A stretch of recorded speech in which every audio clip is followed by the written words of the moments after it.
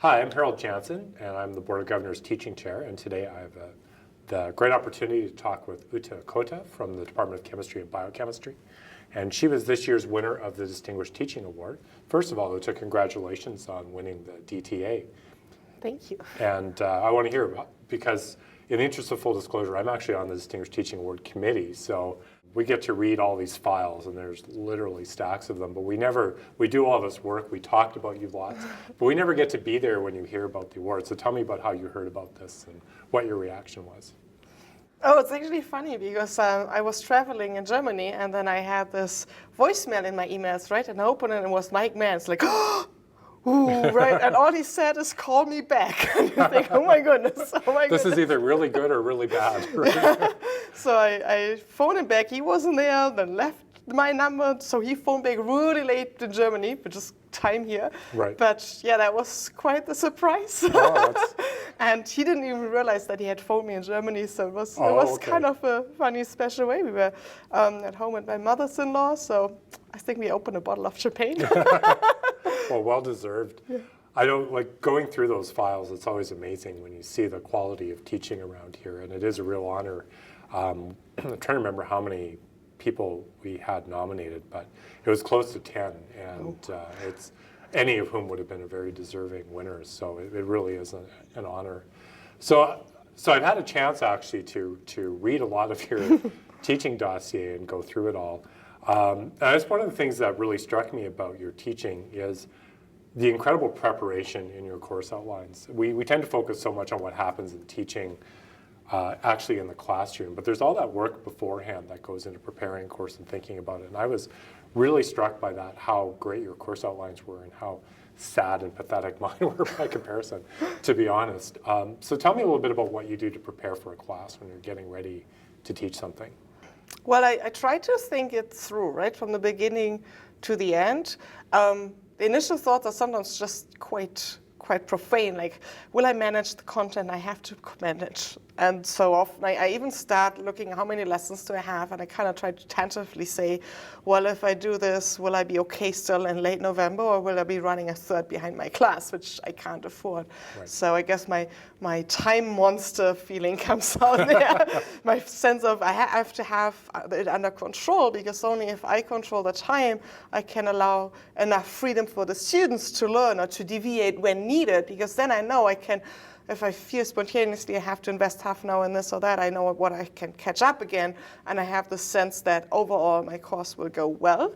So it starts from this idea that I have to provide the opportunity for the students to learn, but that also means I have to keep things under control. I have to know where we're going with it, so I can steer discussions, I can set focal points on certain issues where I know it'll come up later again in the class. And it's this sense that, in a way, a course is one piece of art, and it's not, in the end, it has to be a big picture. You start with little mosaic pieces, right? But they have to fit together, otherwise it's a waste of everybody's time. Yeah, that really came through when I saw that there was a very clear plan in where you were going, and things were just very carefully laid out. So you actually plan to leave time to go off topic. I think that's a mistake that I make. We'll do all this, but then students get very interested in something, and suddenly you're 2 classes behind, and then in the last week you're rushing to get through things. And I think that's interesting that you actually plan that out. Yeah, I learned that in research, right? Because things always take an hour longer than you think. Yeah. So I actually have these classes where I say catch up. And that's the plan for the class, is catch up. Or if you're on schedule, I can make kind of a bonus class, a neat little topic that is like icing on the cake. Or deal with questions that students have or things they're having trouble with. Yeah. The other thing that came through very much in your Distinguished Teaching Award nomination, also in the citation that was written up in the convocation program, is your emphasis on mentoring. And a lot of the work in sciences doesn't take place in the classroom, but it's in that laboratory kind of environment. So talk a little bit about sort of what you do and how you approach that one-on-one mentoring that's such a big part of your teaching. Well, I like students, right? And you only start feeling that you make a difference if you know them personally. So even in my classes, I try to get there, but sure, with the big second-year classes, it's more difficult than if you have a small fourth-year classes. But in the research lab, it's the most straightforward, because I usually have like 3 undergrads, 3 grad students about in my lab. So I see them every day. I know them well, and it's just neat to see how they grow, how they develop their own ideas, how it can help them steer in the right direction, sometimes steer them a little bit away from the wrong direction, help them to find their own talents, right? Because sometimes they come pretty young and they don't know yet who they are fully, and it's nice to kind of accompany them on their way. I never know how much of a contribution I make, because I feel they have to find their own way, right? I can't go and tell them. That's not how it works. But some of those students, I work with them over years, over many years, 2, 3, 4, 5 years, and it's just a very rewarding experience. And I just try to incorporate into as much of my teaching as I can. So the research lab is the best example, but also in my 4th year classes or in my science outreach activities or doing the ISWs. I just like to work in settings where I know the people I'm working with, because then I feel I can help them, that there's a difference being made. I don't want to take credit for it though, right? No, it ultimately is the students' accomplishments, right? Yes, But yeah. you're probably underselling a little bit your contribution to that.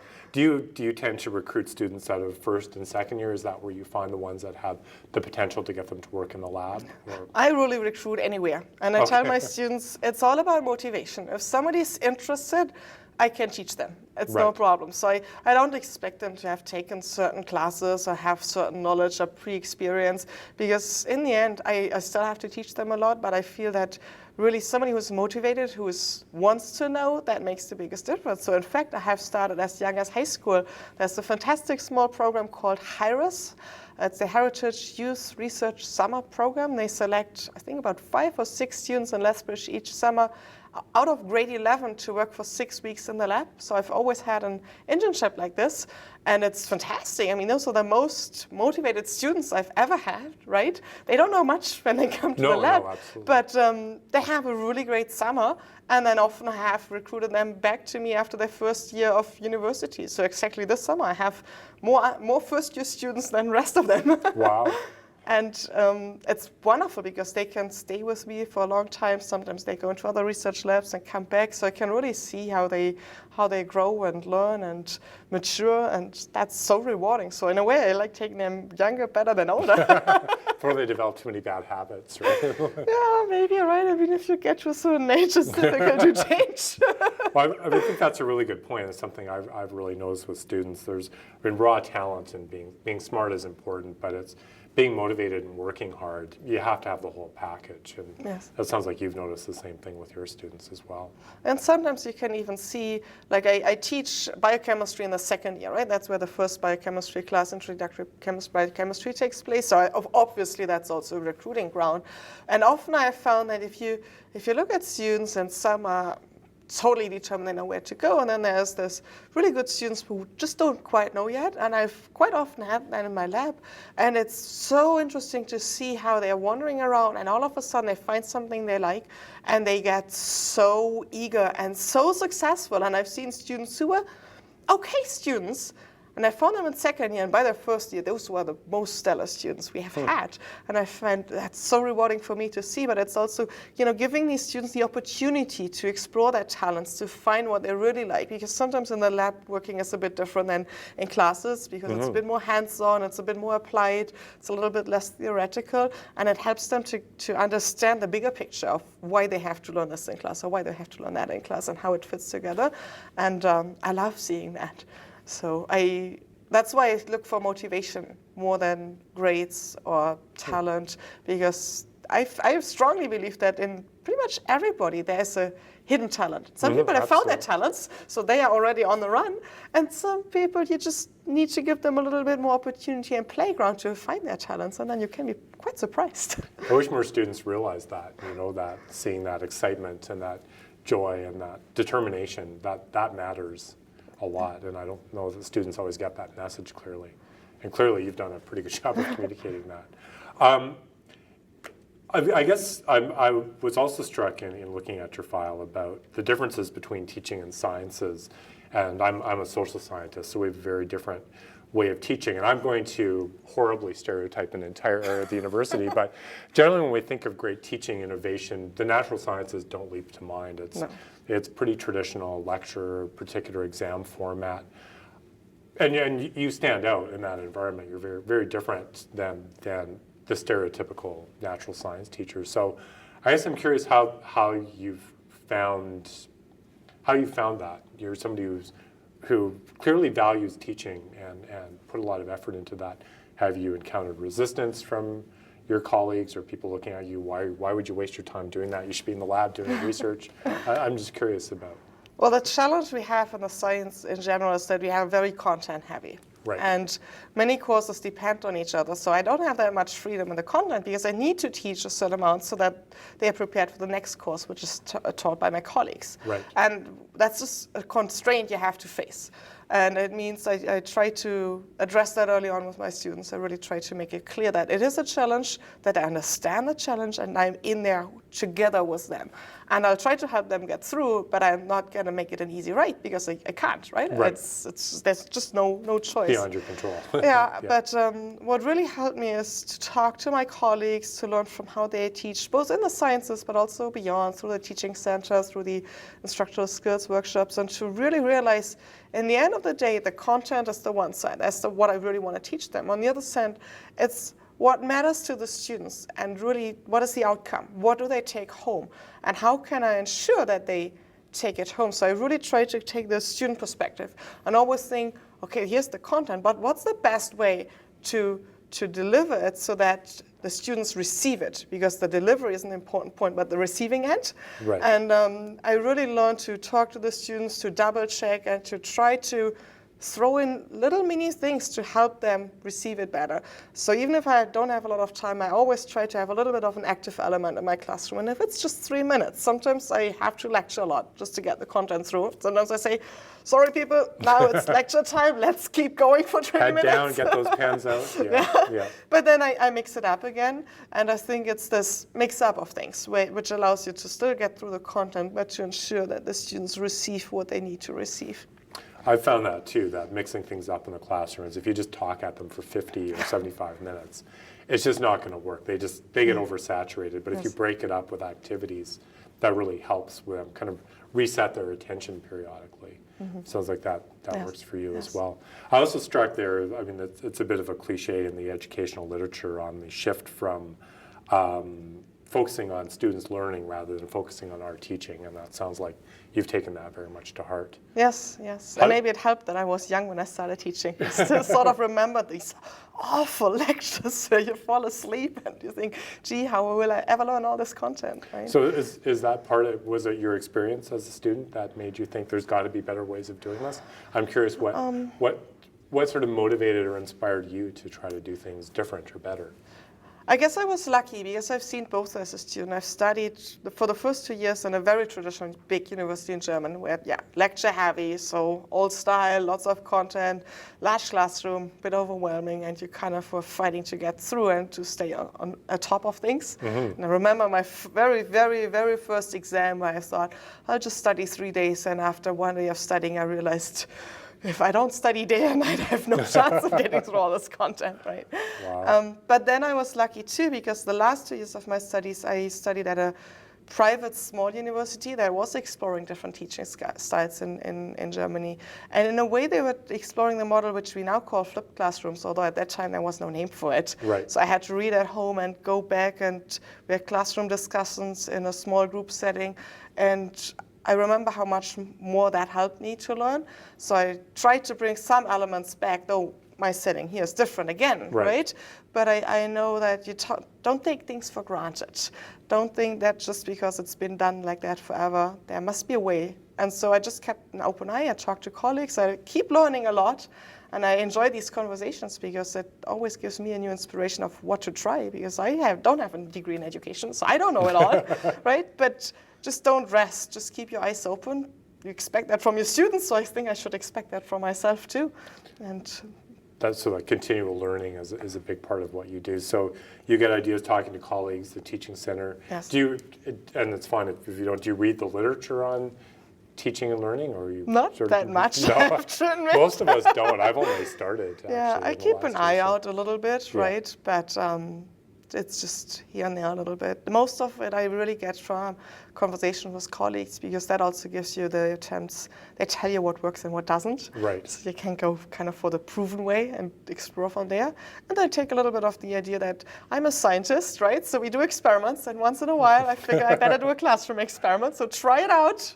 May work, may not work, but that's how we learn, right? By trying things out. Exactly. Yeah, I'm struck. I'm always amazed at colleagues that don't want to try things, because it seems so antithetical to what we do as scholars, right? Exactly. We're always experimenting and trying, and some work, some don't. What are some experiments you've tried that have been very successful that you were really thrilled about in the classroom? I think I'm learning more and more and more to give the students ownership and independence, and to trust them, and to give them a challenge and let them surprise me.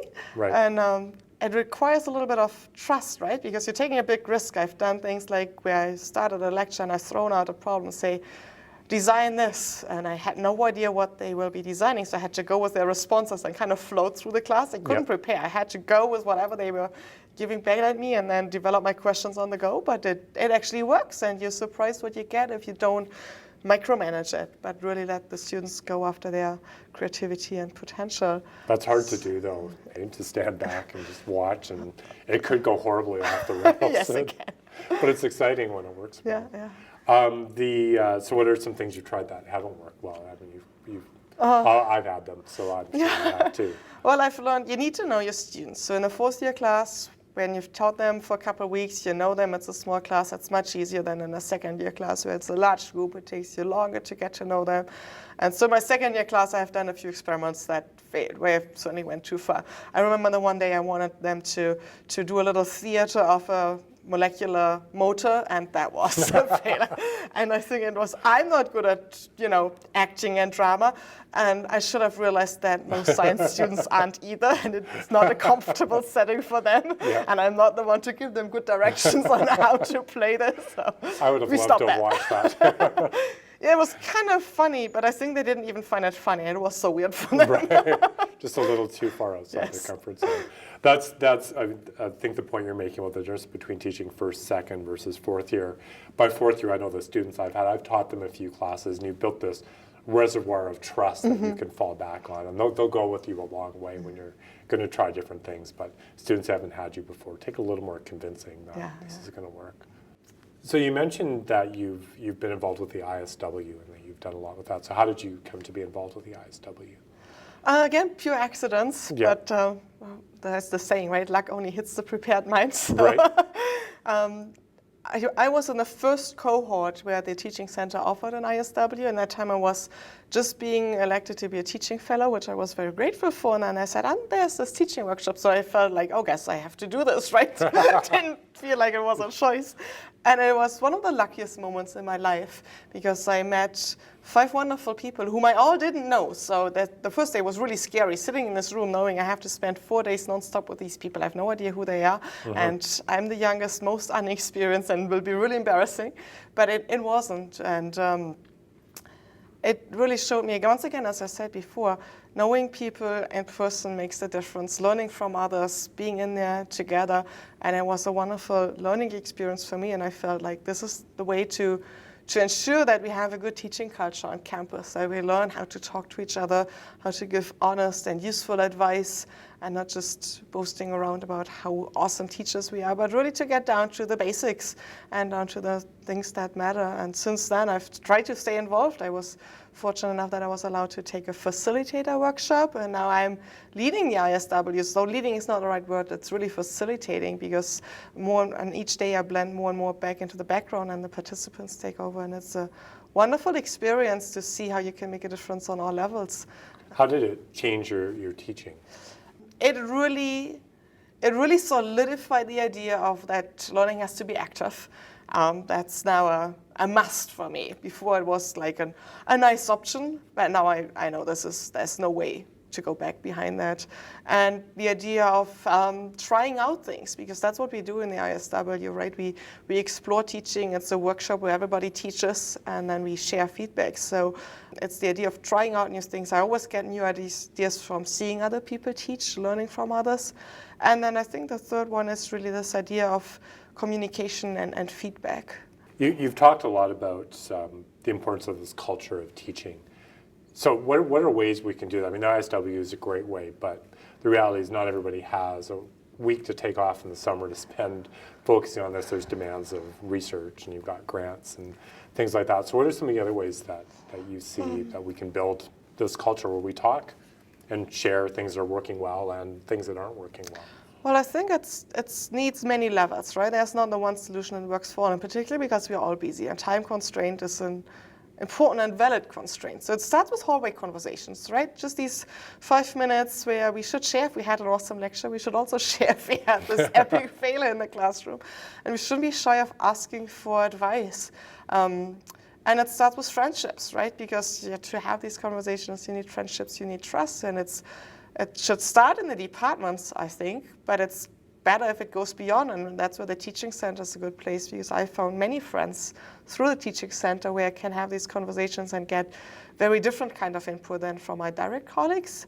And I think it's a cultural thing. One of the things we keep discussing is how we evaluate teaching, right? And how much at the moment still relies on student evaluations with all the downsides, but how it might be really beneficial to be more open to peer evaluations and, again, open conversations. And I've been very fortunate that I've had colleagues from my department evaluate my teaching very early on, which helped me break down these barriers. I'm not afraid of asking somebody to come into my classroom, because I know that usually they are really nice and helpful, and there's this little grain of criticism embedded in this wealth of constructive, useful feedback, and also very positive feedback, right? Who doesn't like getting a little compliment once in a while? You just invite them over and they will always give you a compliment.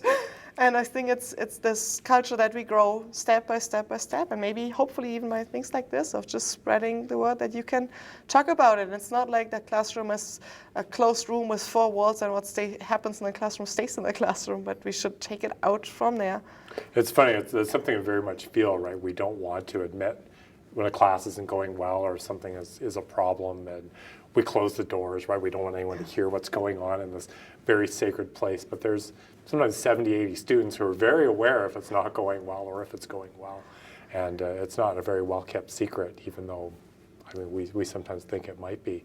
Have you found your colleagues are open to having more discussions about that? Do you think things are changing, or do you think there still is this fear of admitting when things aren't going? It will take time, right? And it starts with the fact that none of us, or very few of us, have been trained to be good teachers. So it's an area where we all are a little bit afraid of not doing well because it's not our expertise, yet there are these expectations. And so I think we're on a good way. It will still take more time to improve on this, but I think we're on a good way. And I've seen certainly changes over the last 5-8 years. And that's very gratifying. I mean, every year I find a few more friends like this, right? And that's how you build it, step by step. I'm always struck also how, and you've talked a bit about this, especially through the ISW and Teaching Center, but how it's one thing that binds us all together. Your research has absolutely nothing to do with my research, right? I mean, I looked a bit before I sat down to talk with you to, like, wow, whoosh, I have no idea. I can't even understand the titles of the articles you've published, and you would probably... Same with me. Yeah, it would probably be very similar. But one thing we do, I've learned things from you about teaching, even in this conversation, and it strikes me that it is the one thing we all have in common as faculty members, and you can learn a lot from other departments and other faculty where they do things very differently, and so I think the Teaching Center is very valuable in that way. Yes. You got involved quite early on. What we often see with people getting involved in the Teaching Center is that in the first 4 or 5 years, where you're just worried about getting tenure and doing research and all of that kind of thing, but to really focus on trying to be innovative teaching, besides the fact that you're doing it in sciences, what also I think makes you stand out is that you started doing this very early on in your career. So how did that come about? How did you manage to escape this trap of just, I've got to get tenure, I've got to focus on getting those publications out the door, which you obviously did as well, but you still managed to maintain this interest and focus on teaching. Well, again, I was lucky, and that's an important message maybe to share, right? Because I was invited to do this. I was invited for a first interview. I had no idea why. I still don't know who got that idea into the people who invited me. Somebody must have I don't know, spread the word, or I don't know why. But it was really nice to be invited to do this. Robin Bright was instrumental. I met her early on by accident, and she just stayed in touch, and she encouraged me to apply to be a teaching fellow. And I had other colleagues who supported me and then said, yes, it's a good idea to do that, even though you are not yet tenured. On my own, I would not have dared it, because yes, the tenure pressure is high, research is valued a lot, and it takes so much time that you don't dare going outside. So we have to, but it gave me a lot of confidence, knowing that there is this teaching support, knowing that I'm actually doing okay in my teaching, knowing I don't have to worry about it, knowing that I enjoy it, because it takes one side of the pressure off, right? So I think we really need to be conscious of helping our young colleagues to go that way and to encourage them and not to stress, all you have to do is research and teaching will come in place later. Because in those first years, you learn the most, right? And if you start your teaching on the right foot, it makes a big difference for you and for your students. But it's sure challenging years, and so the more support we can give to our young colleagues, the better. And that's certainly one of the reasons why I keep doing the ISWs, and I really hope that we get them, all my colleagues, early on, because that way you can build the confidence and you can enjoy teaching, and that's what we should all do, because we have wonderful students here, and it's a blessing that we can do this, but we need a bit of a support culture there. That's an interesting point. I think we often view teaching as a thing that can distract you from research early on, but I mean, you're right, you can view it as, well, if I put some time into this early, I can basically check that box off and not worry about it anymore going on to tenure. If you spend the first couple of years kind of getting that in place, and then really solidify the research record as you go forward. And it's not one or the other, right? They always go hand in hand, but a few, positive injections into your teaching, the one workshop, the few handful of conversations, they can make a big difference. So the time investment isn't actually that big. I always find even if you just do 2 or 3 classes where you try something different, those stand out for students and just set you apart from the pack in a way, even if they're not anything amazing, just the fact that you're trying. Students really do appreciate that. Another thing that you've stressed a number of times is the importance of those personal relationships. How do you build those with students? I guess there's always that tricky question of sort of maintaining that professional distance, but you do want to get to know them, because I found that too, the better you get to know them.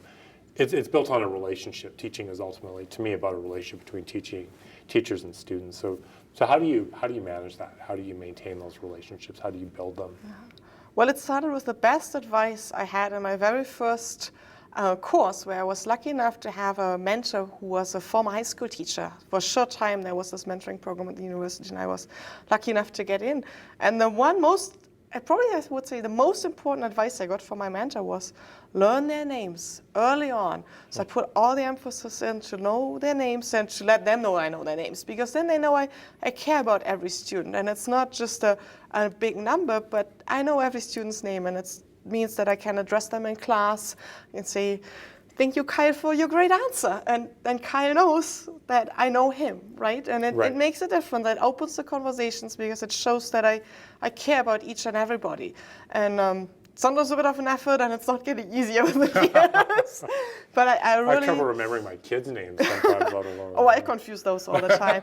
So I really learned to make a conscious difference. So by now, I come early to class, and before class, I go through the rows and practice their names, and they see that, right? I go through and say, you were, I forgot about that. How big are your classes where you're doing this? I'm fortunate that my biggest classes are only about 80 students, only but still it takes a while. That's really amazing. But that's where it starts, right? And they see that I make an effort, and they forgive me if I'm not there yet, because it takes longer and longer every year. And then I always find that class time before and after class very valuable, so I make it more and more conscious choice to try to check on them, to talk to them, to ask them, and if it's sometimes just easy, how was your weekend, right, or something like that, but just to show that, there's this personal relationship. Later in the class, once I know them, I start talking to them before and after class about research opportunities. It's a bit of recruitment for me too, right. But it's also kind of planting this idea into their head, and so going beyond the actual class. And the research setting, it's much easier, right? I mean, absolutely. You get to know each other on a personal basis. They know if I have to run because my children are sick, and I don't hide that from them. And I know who is the one who always sleeps in but stays long at night, right? Because we all have these personalities, and you have to work with them, not against them, and it makes a difference. It strikes me also that it helps the students to see you also as a person, right? And, and again, they're more forgiving of professors when they see them as people who have strengths and weaknesses as well, right? And then when they sort of see you this way rather than a distant figure, that can probably work to your advantage as well. And I learned to be honest there, and I learned a little bit of humor helps, right? You have to laugh about yourself because, I do stupid mistakes. And I tell my students, if I say something really stupid, you better ask me because maybe it's wrong. And then we laugh, and they catch me, and that's okay, right? I like learning from the students, and I like being corrected by them. And so I tell them, correct me, remind me, prove me wrong. That's good for me, because otherwise I head in the wrong direction for a long time if I don't have you to pull me back. How do you find your teaching and research work? Do they work together? I mean, that's always the hope, is that your teaching, right, helps strengthen your research, and your research. Do you find that? Has that been your experience, or do you find they're kind of separate activities? I try to integrate them. I very strongly believe in that.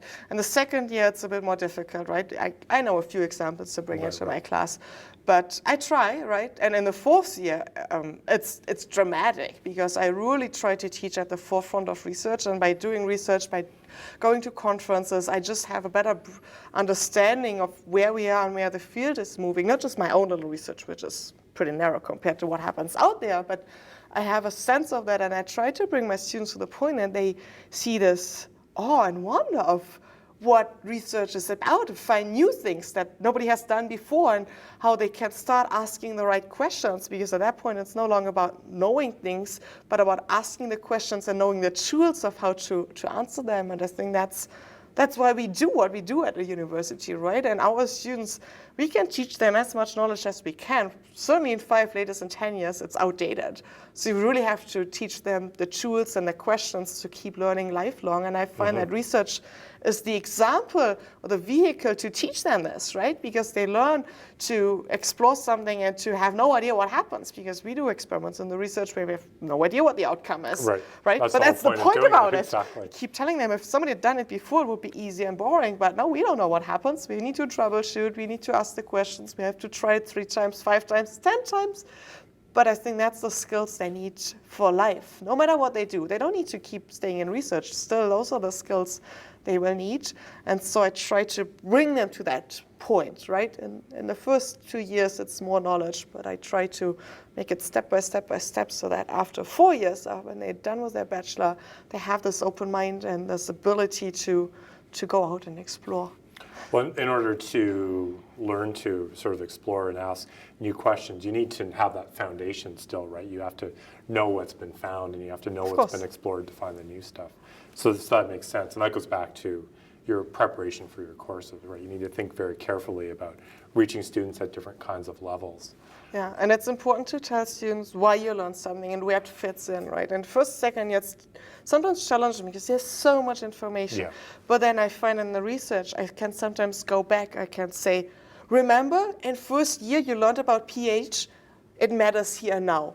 And then they start appreciating, right? Or I can say, well, you haven't learned this in class yet, but in third year you will have a course where they mention on that, and you need it here because. And then they see that we teach them stuff for a reason, and not just to torture and penalize them. Or just to fill the 40 hours. Or to fill the course, but really because at some point you will be able to connect the dots. Even though if the moment you learn the dots, they may be disconnected, but they have to have this trust or the examples that eventually the dots will connect. You've been very active in, especially reaching out to high school students. That's been a big part of your contribution to the University of Lethbridge.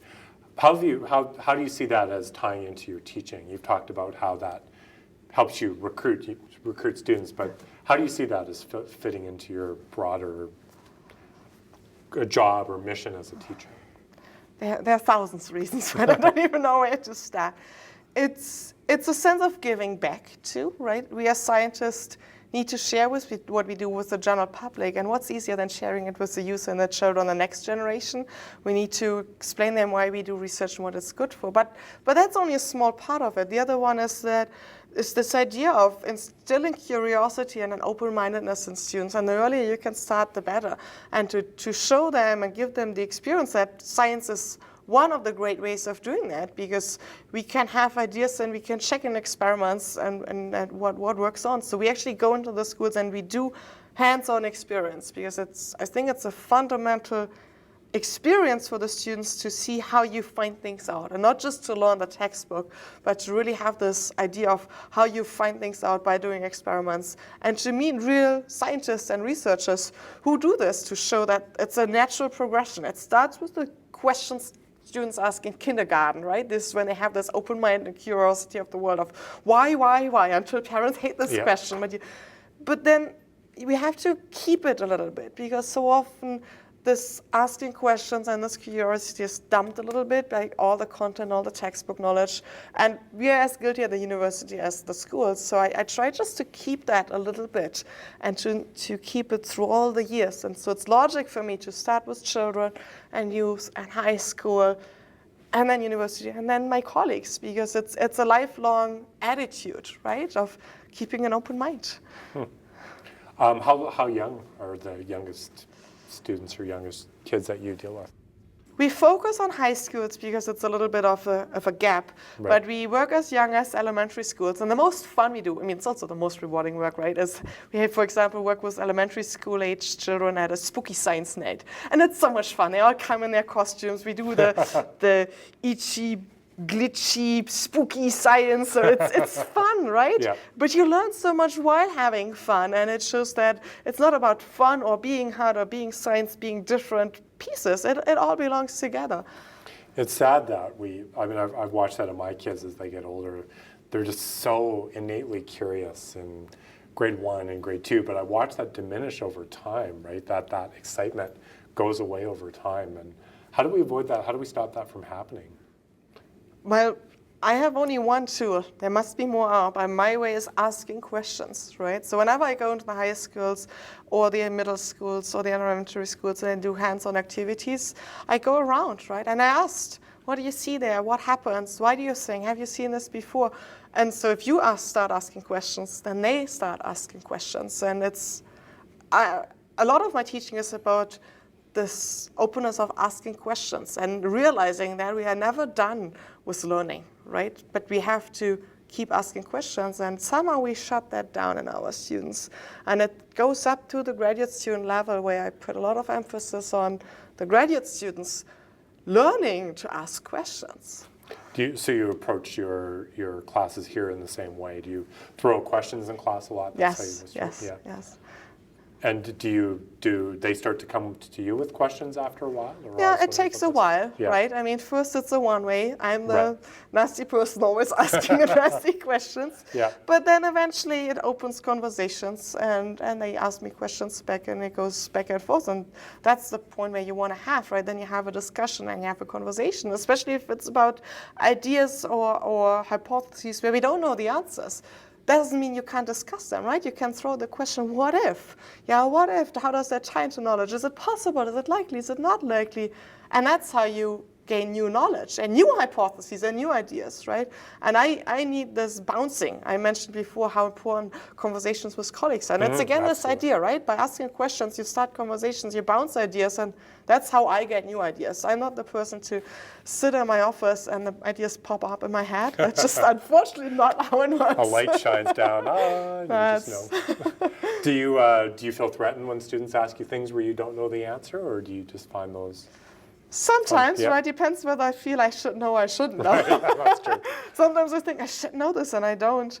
And then it's about How do you being handle honest, that? right? We've all been in that situation. How do you handle that? I mean, being honest, telling them I don't know, making sure they understand that I'm just as much a human being as Right. they are, but then also follow up, right? Yeah. So either helping them to find the answer. I do that a lot because I think if they have the question, we don't have the answer, they have to learn how to find the question, right? Or I find the answer, or we do it together. Sometimes it's, especially in my research lab, where there's a lot of interaction, right?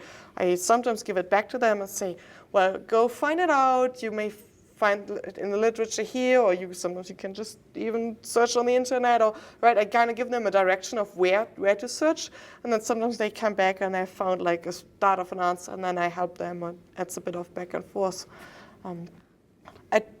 I more and more try not to just give the answer, because I realize then it's only about me, but it shouldn't be about me, it should be about the students. So often it happens even in parallel. I send them back to find the answer, and then I'm like, and now I better find the answer myself, right? And then we both know the answer, and that's the best. Yeah. How do you, I mean, the other sort of interesting challenge to me in natural sciences is the whole interface between there's the lab component and the lecture component. How do you make those work together? I mean, is that mostly handled at a departmental level where those things are designed, or how much leeway do you have?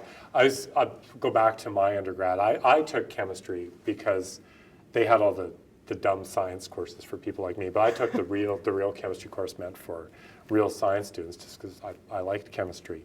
But I always found the labs to be just terrible because it was basically follow the instructions step by step, and it was, I don't know, I just felt like I was being led down a path, and they weren't very invigorating. So I'm curious how you approach labs and making them work with the course material.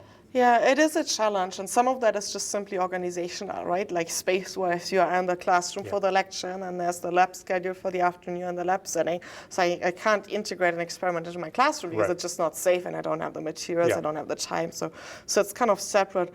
Also, the way it's usually taught is that I teach the lecture component, and then there's instructor and graduate students teaching the lab. So it's a matter of talking to each other, trying to align it, but it's not always possible. Sometimes even the pacing is different, and the topics I teach in the lecture and the topics I address, and they don't match up, which is kind of sad. But then it's also about explaining to the students that you have to learn your foundations, right? So you have to go through the baby steps, and yes, follow step 1, 2, 3, 4, 5 in the protocol, and sometimes that's not as easy as it sounds. But then in the higher level labs, we try to reach out a little bit, especially like in third year, and I have to give credit to my colleagues, because as I said, I'm not the one teaching them, to try to make them a little bit more project-based. But that's why I also try to recruit the students into my research lab, and they do independent studies, which are research-based. So they are 80% of their time in the lab physically doing experiments, and there's only maybe a 20% of overhead where they talk to me or we have lab meetings and we're just more learn, they read a little bit, but the majority is hands-on, and that's where I try to really give them this experience of working on a project. So each student gets assigned a specific project. They are never the same, right? And it's part of my research, and I make that very clear. It's important. They may come and another student has worked on that before and they continue, but when they leave, somebody else will continue too. It's not this bubble and it goes thrown into the garbage, or in our case, into the sink after the experiment, right? Exactly. But it ends up in the fridge as a little tube that is thawed again and used for something else, and it continues. And I make sure they understand what happened before their project and what happens after, should they leave. I also always try to tell them what they could continue to do, they say, obviously. And in each project, I make sure they learn at least a variety of different techniques so that they understand how they integrate, how you do this first, and then it leads into that. And you can never capture the whole breadth of research in an independent study, which is like 10 hours a week, but it gives them a glimpse. And then they may come back for summer work, right? Where they can get the fellowship to be 4 months full-time in the lab. And then they can really get stuff done, and they can show that at conferences and go to the next level. Or they can go in the fourth year and do an honor thesis, an undergrad thesis. And that's how I try to connect things. And then in the research lab, I always tie it back into the lecture, right? So if they do an experiment, they understand the theory behind it, and they realize that they have learned this in class, and that's why we do it. And it's not this step 1, 2, 3, 4, 5 of the recipe without actually knowing why you do it. Right. Students must really love getting to do stuff that's real, right? Real world, not this.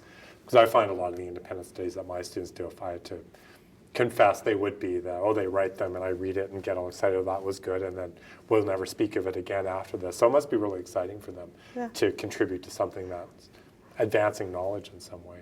In the best case, it is exciting. In the worst case, it's very frustrating because things don't work. Sometimes they need to learn that too, that, then they learn the troubleshooting. And it's always a bit of a crunch. That's where I feel it's very important that I pull out my mental skills, which I'm slowly working on, to help them get through the frustration. But I try to even explain it to them. That's also a very important learning experience to how to overcome problems, or just sometimes how to stand them if you can't overcome them, to survive them. And they know I don't grade them on the outcome, but on how they deal with it. So even if they encounter a big roadblock in the lab, which I didn't foresee, it's not their fault, they couldn't foresee it for sure, but then it's how do you deal with it, right? And do you have a few ideas, and do you not give up but keep going? And also, again, life skills. So Yes, in the best case, they get excited. In the worst case, they learn how to deal with frustration. And then it's a continuum, right? Right. But either way, it's something important to take away. I try. How many independent studies do you do typically in a year? I usually have about 3 undergrads in my lab, so Okay. 2, 3 in the fall, 2, 3 in the spring, and then in the summer they usually have fellowships, Chinook Summer Research Awards, so in our case, NSERC's Undergrad Summer Research Awards. How do you structure independent studies? Because I always find that very challenging, right? How do you sort of set goals and outcomes? So what's your approach to that? So as I said, it's a project in the lab, and I try to break it into 3 to 6 steps so that they kind of know roughly how they're going along, and each step takes a couple of weeks, and again breaking down in experiments, but I don't write them all into the outline. And I'm very fortunate because I have very wonderful graduate students who help me supervise them, because there's a lot of hands-on, right? Yeah. How to assemble this apparatus, how to mix the solution together, and so on and so forth. So usually I have each undergrad paired up with a grad student for those how-to questions, and then I am there to help with the how-to questions, but also to the why questions and what's the principle behind it and what's the bigger pictures. So I meet with each student for 1 hour a week fixed, like I have office hours for that one student where we have to meet, and it's the time to go over everything, and really it's dedicated time for both of us to understand where we are. So usually we do that early during the week, and we make a plan for the week, what happens when, we arrange timings, we make sure the grad student knows when he or she has to help where, and then I see them just simply every day in the lab, right? Because that's what I do. I go to a meeting, I pop by my lab and see how is it going, what are you doing, or sometimes I know we have a bigger procedure on Thursday morning, and I set my time aside and we say, okay, we'll meet in the lab and do this together. So it's just an ongoing process, but it's important to have all the pieces in place because they need help, right? Yeah. And they deserve help. So my last question for you is, you've accomplished a lot already. You're pretty early in your career. You've won the biggest teaching award at the university. So what are your goals in teaching going forward? You've talked about how there's still so much to learn, and it's always new and changing. So what are your goals going forward in teaching? Yeah, well, getting this award is a bit scary, right? Because I didn't feel I'm done, and I hope it doesn't mean I'm done. It's not a lifetime achievement award. Keep learning. I mean, there's so much where we can improve, right? And one of my ideas is to really keep going even more in the direction of active learning, maybe even flipping my classroom, integrating research and teaching more and more, and contributing to the culture here that we all do this together, so that it's not individuals, but really the UFL stands out. I think we have great potential there because we are coming from this idea of a teaching university. We've developed into research university, which I very much applaud, and now we have to integrate these two pieces together, and I think that will make us really strong in moving forward. And it's a culture, and it's, in the end of the day, I'm not too worried because I have a new bunch of students every year, and every student is a new challenge for me, but also a wonderful opportunity. And I just feel so grateful for seeing them all grow. And I've seen so many wonderful stories, and every story is different. I'm pretty sure they'll keep being different in the future, and I just have to adjust to my students, I guess. Yeah, as long as we keep getting new students, it's always a new challenge every single class.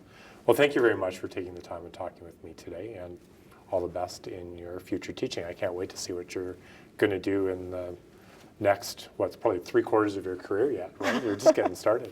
Well, thank you, Harold. I'm looking forward to learn from you. Well, we learn from each other, and that's the important thing. Thank you very much. Thank you.